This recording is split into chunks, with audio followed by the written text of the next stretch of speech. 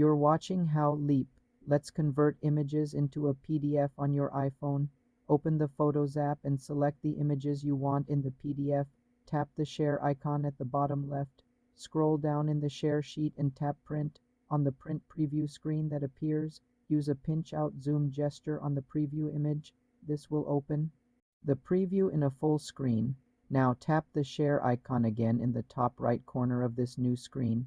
Choose Save to Files to save it as a PDF directly to your iPhone's storage, or select an app like Books or Mail to share it. Alternatively, you can use the Files app.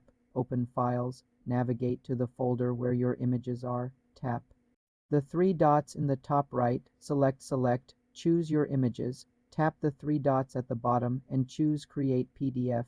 You can also use third-party apps like Adobe Scan or Image to PDF from the App Store for more options. For more simple computer tutorials, subscribe to the channel.